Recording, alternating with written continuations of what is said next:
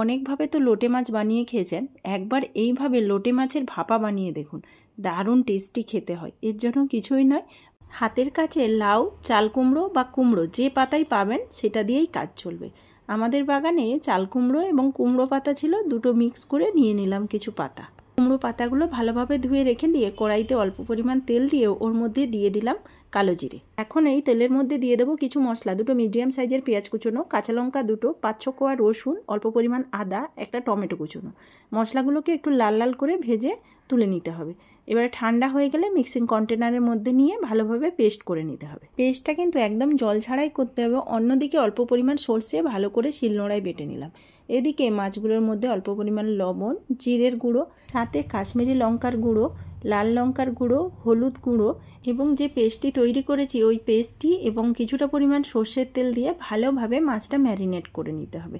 মাছ আর মশলাগুলো ভালোভাবে মাখানো হয়ে গেলে এখন পাতার মধ্যে একটা একটা করে সাজিয়ে দেবো। আমি এর মধ্যে একটা পাবদা মাছও দিয়ে দিয়েছি, কারণ লোটে মাছ ছেলে খাবে কি না খাবে সেই কারণে একটা পাবদা মাছ নিয়ে নিয়েছি। এখন কড়াইয়ের মধ্যে একটা করে পাতা পিছিয়ে ওর উপরে সর্ষে বাটা লাগিয়ে দেবো। এইভাবে সেম প্রসেসে 5-6টা পাতা কড়াইয়ের মধ্যে বিছিয়ে দেবো এবং পাতাগুলোর উপর প্রান্তে সর্ষে বাটা লাগিয়ে দেবো। সর্ষে বাটাটা দিচ্ছি এই কারণে, ভাপে পাতাগুলো কিন্তু সুন্দর সেদ্ধ হয়ে যাবে এবং সর্ষে বাটা দেওয়ার কারণে পাতাগুলো খেতে কিন্তু বেশি টেস্টি হবে। না চাইলে সর্ষে বাটাটা আপনারা নাও দিতে পারেন। পাতাগুলোতে লবণ মাখানো ছিল না, তাই উপর থেকে একটু লবণ দিয়ে দিলাম।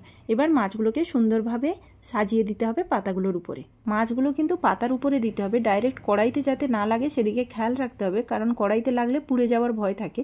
যে বাকি মশলাগুলো ছিল ওগুলো মাছের উপরে দিয়ে দিলাম, আর উপর থেকে কয়েকটা পাতা দিয়ে সুন্দরভাবে কভার করে দিলাম। উপরেও বেশ ভালো পরিমাণ পাতা দিতে হবে এবং উপর থেকে অল্প পরিমাণ সর্ষের তেল দিয়ে দিলাম যাতে কড়াইতে না লাগে। এবার একটা ঢাকনা দিয়ে 4 মিনিট মতো মিডিয়াম আঁচে রেখেছিলাম। 4 মিনিট পরে ঢাকনা খুলে উপরের পাতাগুলো সরিয়ে উপর থেকে একটু ধনেপাতা ছড়িয়ে দেবো। এই সময়ই ধনেপাতাটা দিতে হবে, আগে থেকে দিলে পাতাগুলো একদম গলে যাবে, তো আর এর কোনো অস্তিত্ব পাওয়া যাবে না। আবার পুনরায় পাতাগুলো চাপিয়ে ঢাকনা দিয়ে মিডিয়াম আঁচে 5 মিনিট রেখে দিয়েছিলাম। 5 মিনিট পরে দেখুন কি সুন্দর পাতাগুলো সেদ্ধ হয়ে গেছে। উপরের পাতাগুলো ঠিক এমনই সেদ্ধ হয়ে গেলে এবার উল্টে দেব। যেহেতু উপরে বেশি পাতা দেওয়া আছে কোনো অসুবিধা হবে না, সেই কারণেই বেশি পাতা দিয়ে রাখতে হবে।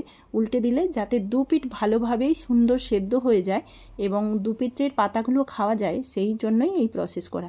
আমি দুটো কাঁচা লঙ্কা দিতে ভুলে গিয়েছিলাম, তাই এখন দিয়ে দিলাম। আগে থেকেই কাঁচা লঙ্কাটা দিয়ে দেবেন, ভাপে সেদ্ধ হলে এর সাথে লঙ্কাটা খেতে খুব ভালো লাগবে। খুব সুন্দর সেদ্ধ হয়ে গেছে, দেখেই বুঝতে পাচ্ছেন। এই ভাপাটা বানাতে কিন্তু আমি কোনো জল ব্যবহার করিনি, কারণ লোটে মাছ থেকে অটোমেটিক জল বেরোয়, সেই কারণে কোনো জল ব্যবহার করার প্রয়োজন হয় না।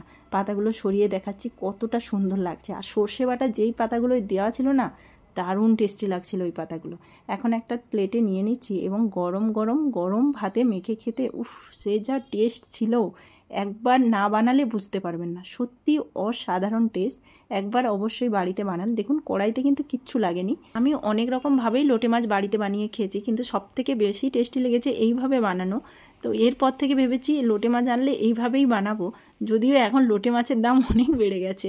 তো রেসিপিটি কেমন লেগেছে অবশ্যই কমেন্ট করে জানাবেন। ভালো লাগলে লাইক করবেন, চ্যানেলটি সাবস্ক্রাইব করে পাশে থাকবেন। টাটা, সবাই ভালো থাকবেন।